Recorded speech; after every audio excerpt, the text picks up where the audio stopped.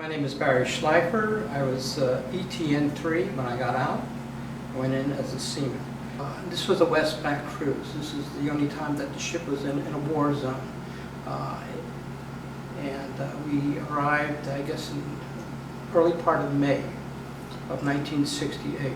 I went on board at 67. 68 is when we arrived at the gun line in Vietnam.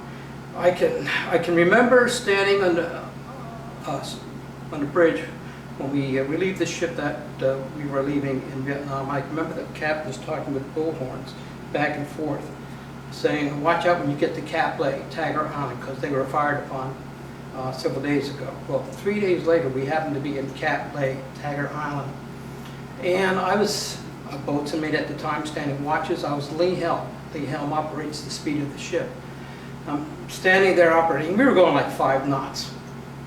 And look off to the port side. It looked like a big old fish jumped in the water. About 10-15 seconds. Starboard side looked like another ship, fish jumped out of the water.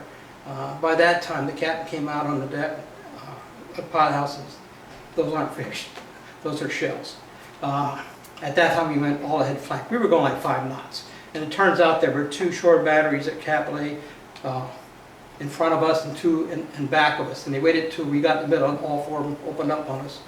There were like 30-some shots during that time frame, but we were hit on back aft, Mount 52. It was an air burst. And we had 2 people that were hurt pretty bad. They both went to a hospital ship while we were there. And one never came back. He went to New York City. He was hurt so bad. The other guy came back about maybe 3 weeks later. But I'm up in the lee helm, all ahead flank, get the hell out of here. And they're shooting at us. 18 years of age, you know, first time in a war zone. Still wet behind the ears. And we had to call general quarters. That's my response. Call general quarters. When you're on a ship, you go down and you go to the aft on the port side. You go up to the right on the starboard side. My relief came, took the lee helm, and my general quarter station was handling room in Mount 52. I ran down the port side, got to the main deck, got towards Mount 52, tried to get inside. I could. They had the door battened down so hard I couldn't get in, so I ran around Mount 52. I see all these holes in the deck, and it didn't dawn on me, but we were hit by a 6-inch shell. It was an air burst. Ran around Mount 52, saw all these holes, saw a chock, the chock where our mooring lines go to, about that thick, with a hole right through it, and a stanchion with a hole right through that as well. Ran around the other side of the ship, on the starboard side. I was able to get inside. I ran down into OC division, which is the berthing area before you get to Mount 52 handling room. As I get down the ladder, I look up, I could see, looked like stars. What I was looking at was the sky. The shrapnel came right through the main deck. Deck's on a destroyer only about that thick. I could see smoldering shrapnel lying in the bunks. It was during the day, so nobody was hurt. And then I get into the handling room and start taking the powder kegs out. And somebody grabbed me from damage control saying, "Get the hell out of here, there's a fire, there's a fire." There was a fire at Mount 52 that was hit.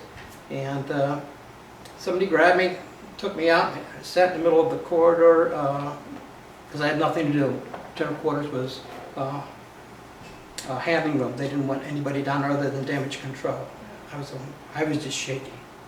Because up to that point in time I was reacting, doing what I was supposed to do. Now I had time to think about what the hell happened, and I'm scared as shit. So I started shaking. Anyway, I'm sitting there, and eventually we hightailed it out of there, get out of range of the shells. And our Mount 51 had, because we're headed out, had turned so far back to the left trying to shoot at the batteries that were shooting at us, that just the concussion from our salvos going off blew out the windows of the pilot house. But we made it out. They took all the shells and all the powder shells out of the handling room. They just threw them overboard. Then we spent like an hour because the shells sank, but the powder kegs floated. So there's standing on the fantail trying to sink these with 50 caliber machine guns and 45 handguns. So I think we spent about a day or so and finally got Mount 52 working okay. And I think the Navy called ahead to the Air Force. Okay, we're going back in. Be prepared. Hoping they fired us so that you see them, you can knock them out. Anyway, or going back, when we had Mount 51 pointed back, we did take out 2 of the batteries, so there's still 2 more batteries left. But like a day later or 2 days later, when we got ourselves completely fixed, we went back in. But we weren't going in at 5 knots, we were going in as max speed. We went in firing, and we came back out, and we had our smoke generators as a smoke fog. So that was interesting. Only 3 days on a gun line, and having heard the captain say, watch out when you get the cat tag on.